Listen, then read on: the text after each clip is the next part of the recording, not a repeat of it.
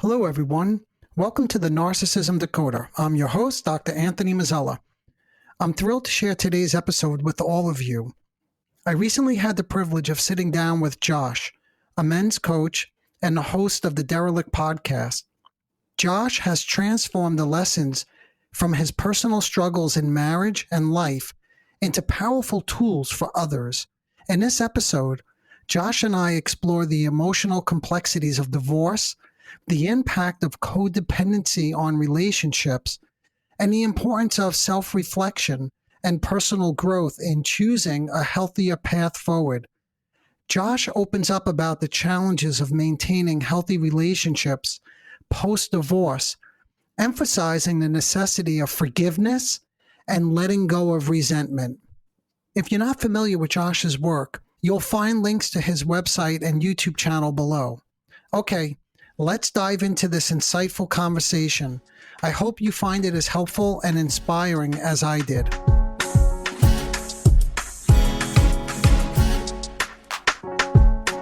Hello, Josh. It's such a pleasure to have you here. I'm really looking forward to diving into your experiences and insights on co-parenting.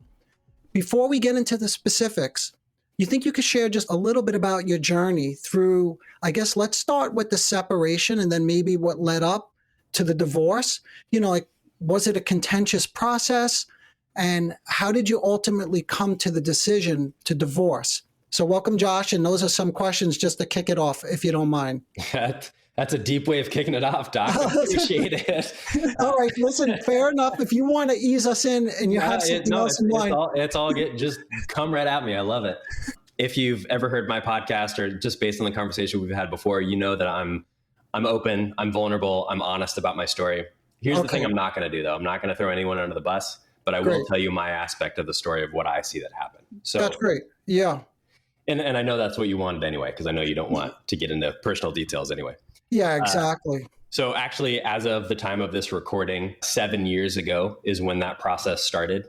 And I had been married, let's see, at that point, oh no, now I have to do some math. I had been married for 12 years together with my ex-wife for 15. So we dated for 3 years and we were married for 12 on top of that. So we've been together for a long time. I was very young. I met her when I was 18 years old. I got married when I was 22. Oh, I see.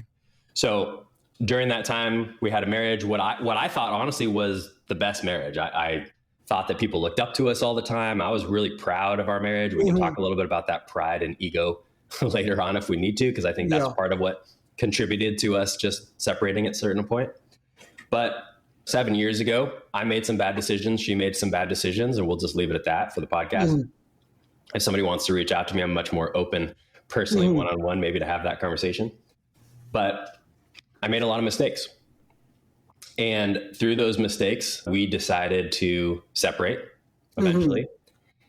And at first, during that separation, because I know you talk about narcissism and those sort of things a lot on the show, we were a very codependent couple. We were actually both pretty codependent on each other. Okay. And defining codependency is a difficult thing. There's not even one definition per se. A lot of people have maybe just what did it look like for the two of you? Like, was there some jealousy if one of you went out and the other person was still home or something like that? Or how did it there were play out? aspects of that for sure. I think in my version of codependency, what I see codependency as is simply expecting somebody else to do something so you feel a certain way. Okay. So I did certain things to make her happy, to create peace, to make sure that we had a good marriage so that I felt at peace. Yes. She did the same thing. She controlled or encouraged me to do certain things so that she felt a certain way. It wasn't until we went through that separation. When we went through it, I thought that as that person, because she was so upset, I took that to heart too much. I took full responsibility for our marriage failing. And it wasn't until going through that separation and divorce process that I realized, I'm not 100% at fault. And I started realizing, okay, here are the things that I can take responsibility for.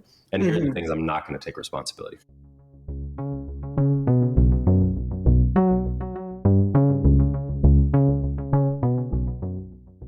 Yeah, just for 1 second. So when you were taking responsibility, right? Was there a feeling or was there any discussion that since you were taking responsibility initially, that this could be repaired? Was there any thought of repair? So we went through a pretty long process of what I thought was trying to repair the marriage. Mm-hmm. It was the first time in my life that I got into therapy, really the first time in her life that she got into therapy. We ended up going to marriage therapy, counseling, pastors, you name it. Okay. And during that whole process, I thought that's what was happening. I literally did everything that I could possibly think of. I actually did some kind of crazy things that, looking back on it, I'm not sure were healthy. But I went full extreme, told her everything, disclosed everything, was honest about everything. Right. So much so that I even took a polygraph test at one point because she asked me to. Yep. Okay. So I went through this full disclosure of everything bad that I had ever done in my life process. She did not do the same. I did that to her. Okay. And I thought that that was part of kind of the repair. That's it. Yes. Not uncommon. Just so you know, I hear this quite a bit with the couples that I work with, and something just doesn't land with the partner. Like it's not what they're looking for. It is on the surface, but they're looking for more. Yeah. And whatever that was, I can't speak to what she was looking for. I know what I was looking for, and I was just looking for something in return, and I don't feel like I received that. So at a certain point, we were going through this all this process, and then at some point, she just decided she was done, and I got served papers. That's basically the gist of the story. You asked before, was it contentious? Yeah, it still is.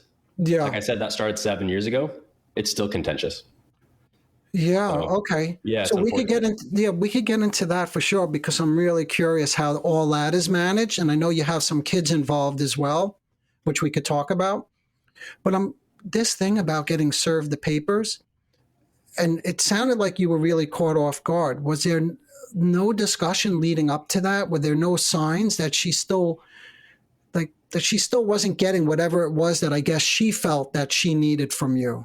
Looking back on it, there were signs, but when I was in the middle of it, no, I thought we were going to make it work. I really didn't think in my head. This could have been ego, hubris on my part, even thinking that somehow we were this marriage that was above failing. Yeah. When in reality, we weren't. Right. So I take responsibility for that as well. I'm not blaming her at all. I mean, it was both parties. It was very mutual.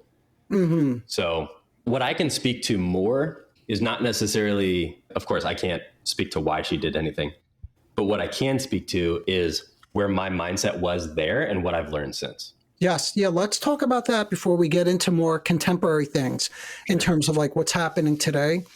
So you gave us a little bit of sense of where your mindset was. Like somehow you were there, you were in it, you were working the process, thinking, right, that this is what was necessary. But I guess now looking back, do you recognize what went missing? Or I guess, what do you recognize now? Well, one of the biggest things that I recognize that I've actually talked about on my podcast several times is when there's any sort of relationship transition happening, I firmly believe that everybody comes to a T in the road at some point. And at that T in the road, they can choose one of two choices.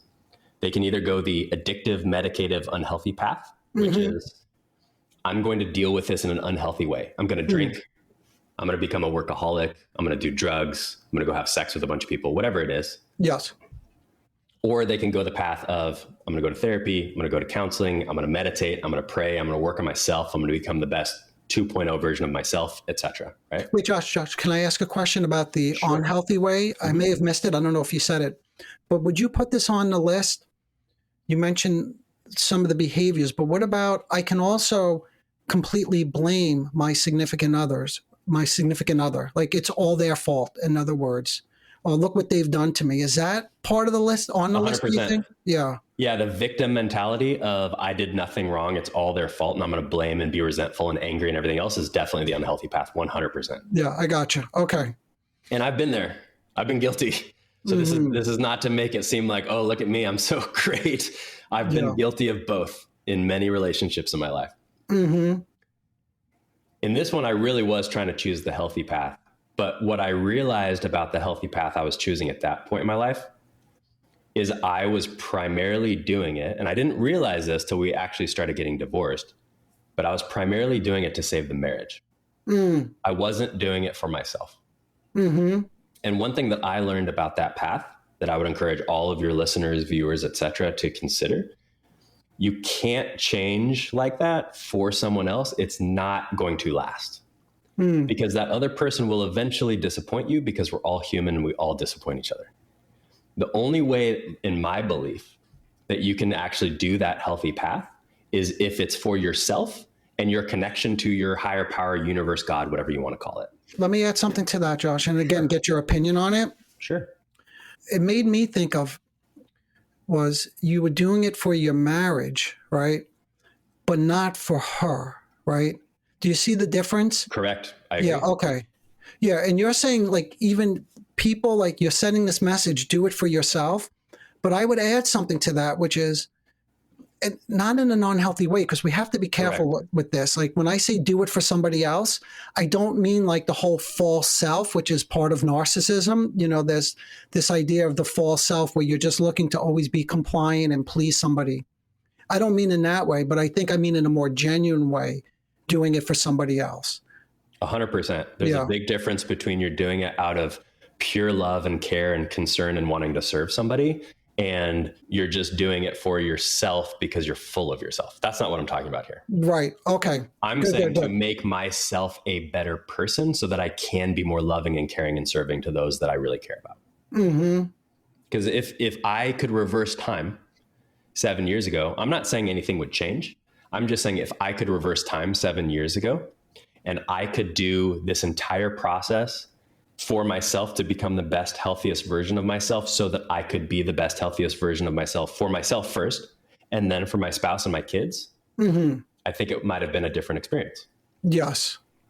Instead of, like you said, for this institution or this picture or this facade or this whatever was built in my head was the thing that needed to stick around. Yes. Because there's ego there. Yeah. Right. And, and that speaks to, it kind of gets at the question I was raising earlier. I'm saying this just in general, not for you and your situation, because I don't know anything about it. But if she suddenly served you with the papers, and I was wondering, like, how does that happen that she was still not getting something? And this could be it. It's so subtle and so nuanced. But if in some way she picked up on that you were doing it for the marriage rather than for yourself, like you said, or what I added to it, like for her to really be with her, then she's not going to be satisfied. Again, not you. I don't mean you, Josh, but I'm just saying this more in general terms. Yeah, I understand what you're saying. And again, I'm not going to speak to whatever she would think because I don't know. Yeah. But yeah, that could be 100%.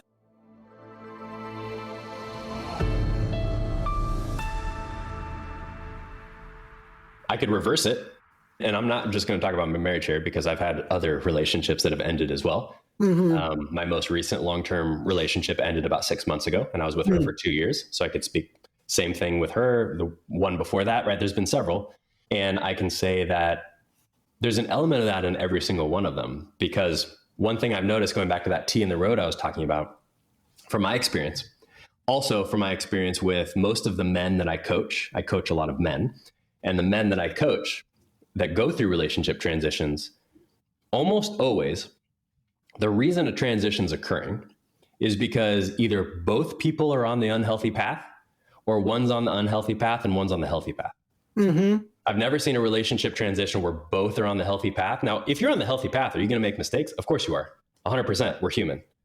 But I've never seen a relationship end where people are completely committed to being on the healthy path, to making better versions of themselves so they can love themselves and love their partner better, and then the relationship ending. It just doesn't happen. There has to be at least one person that's deciding, nope, not going to do it. Yep. And once somebody decides that, again, as a recovering codependent, this is hard for me to understand, or used to be.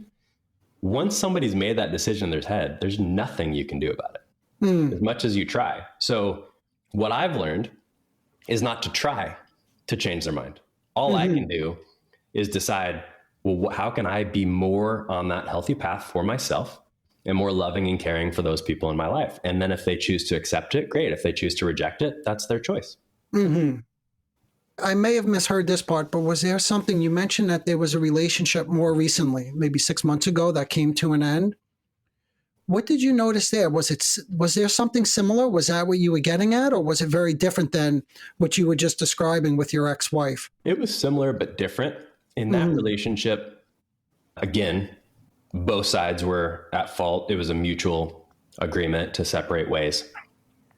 And the thing with that relationship is that I firmly believe that one of us was on each of those paths, and you and your listeners can guess which one. But I firmly believe that. And I didn't want to. I think that there was hope on maybe both of our sides, that we wanted to be a different version of ourselves for ourselves, if that makes sense. And it just wasn't happening. And at a certain point, it just kind of got to a point where it's like, I just don't even know what to do to try anymore. That's interesting.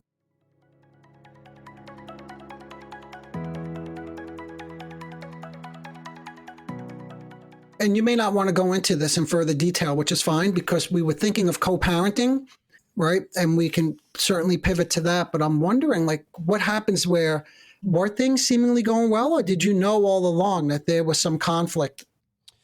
They were going well for about the first year and a half, and the last 6 months weren't.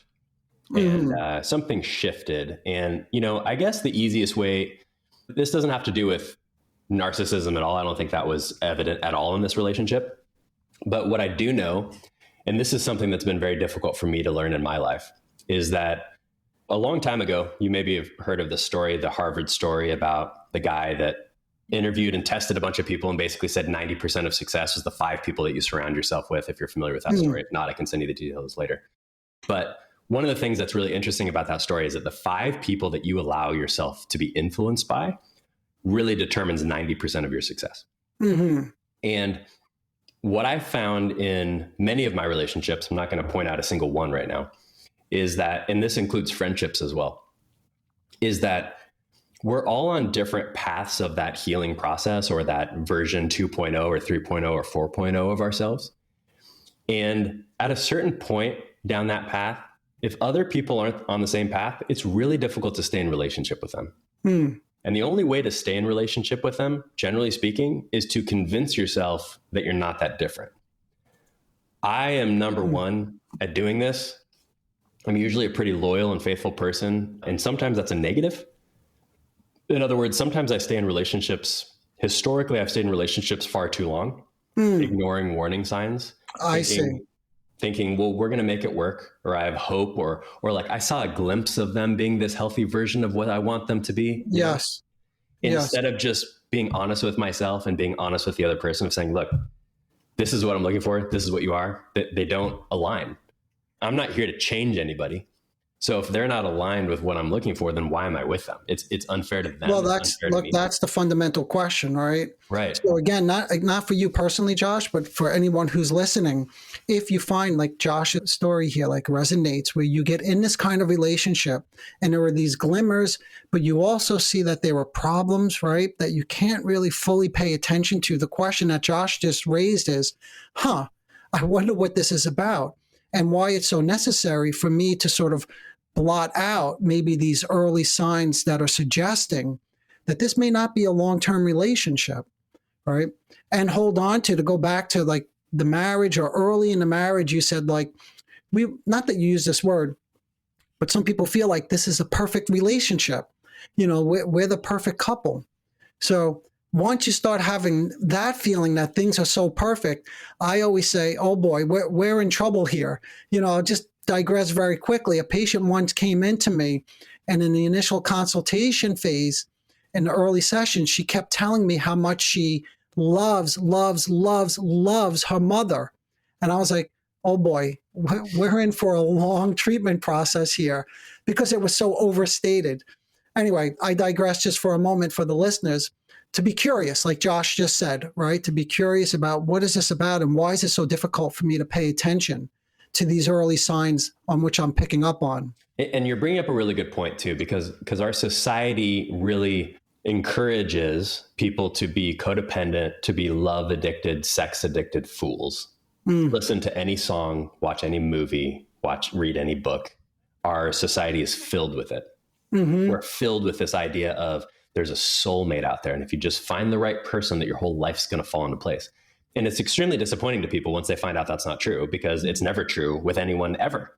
The only way you can be satisfied and fulfilled is if you're satisfied and fulfilled with yourself.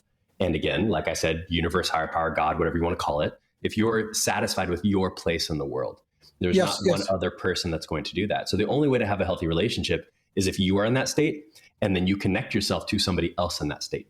So let me add to that. And if you have the ability to tolerate, to go back to something we were talking about earlier with codependency, differences, right? That someone can have a different opinion, someone that you love and you're so close with and you think you're aligned with in so many ways suddenly comes up with a radically different perspective or opinion on something, and that's tolerable.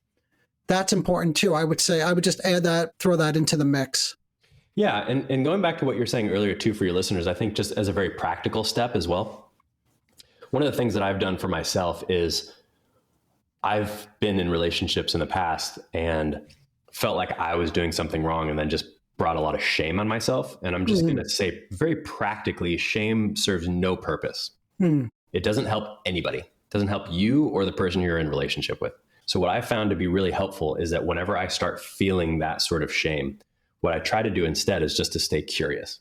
That's the key word here. Yeah. Just try to stay curious of where is this emotion coming from?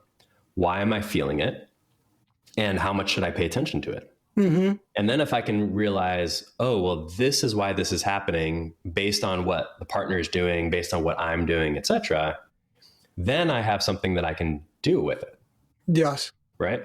Yeah. And then I can actually look at the relationship in a logical way of saying, oh, well, here's her values and here's my values, and they don't really align. And that's not, there's no shame in that, and no one's wrong in that. It's just that they don't align. And the sooner that I find that out, and the sooner we transition the relationship, the better. Yep.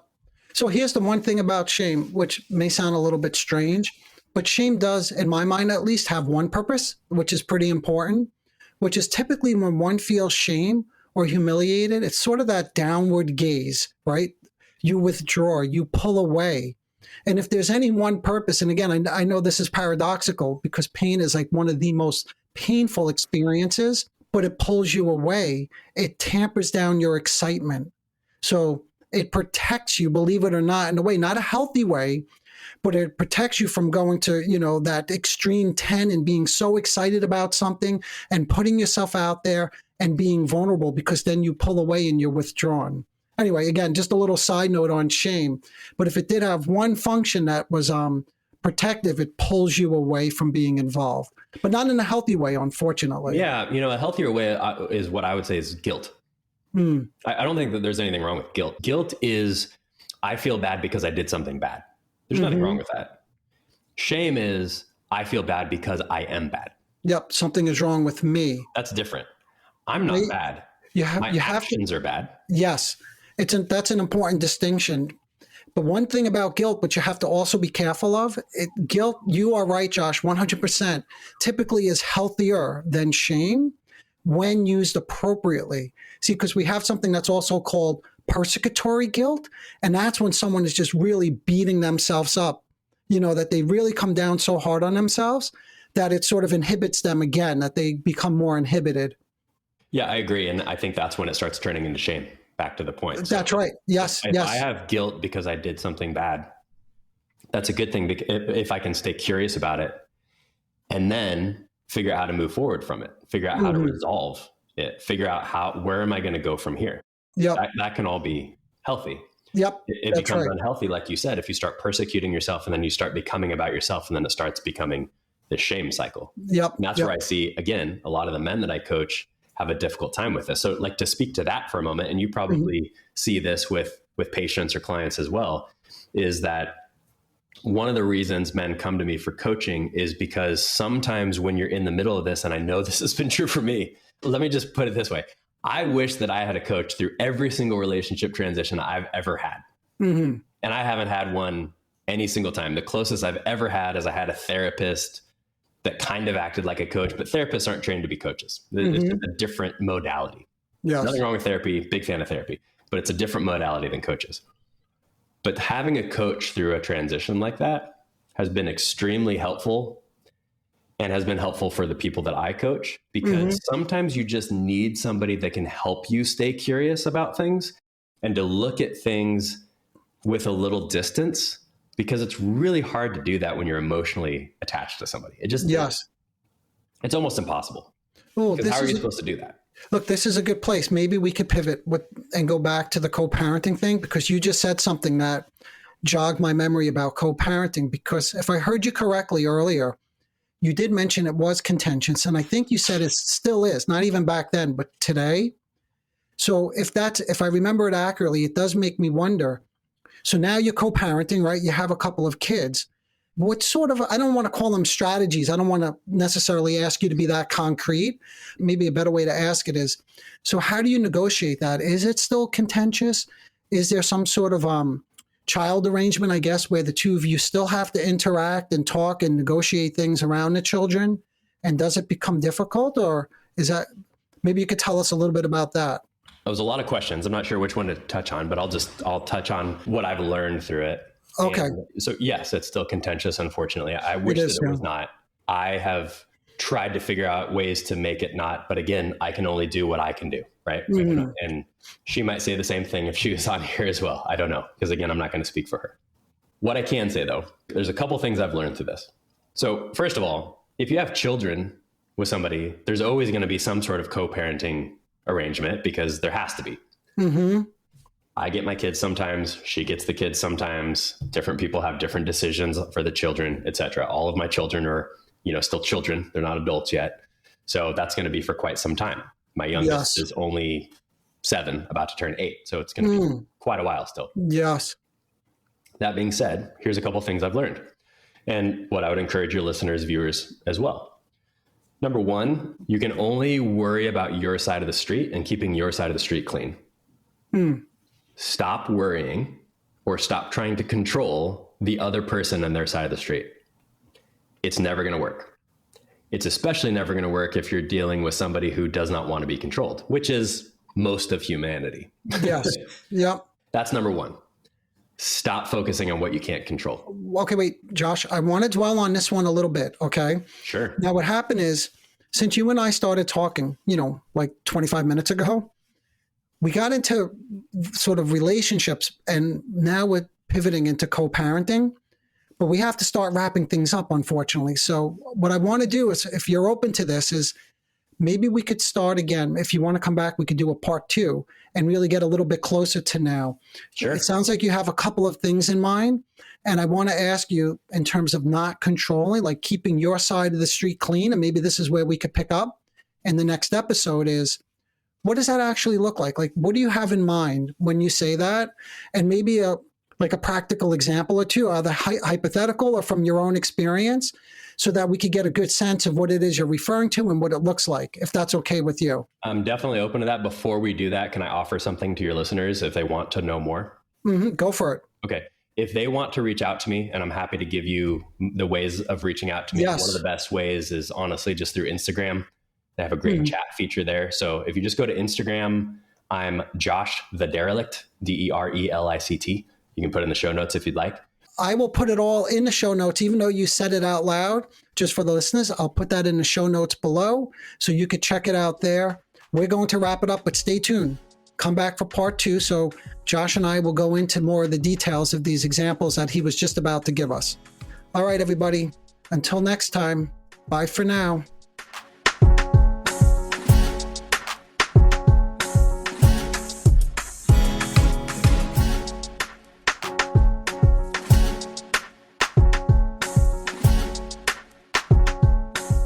Disclaimer alert. The Narcissism Decoder podcast is provided for general information purposes only.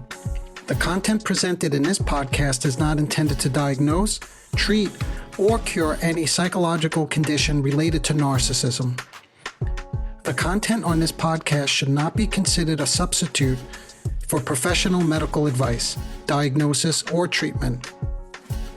For specific advice pertaining to narcissism or any other psychological condition, you could reach me directly. I am an experienced mental health practitioner who is always taking on new patients. If you would just like a consultation, I can do that too.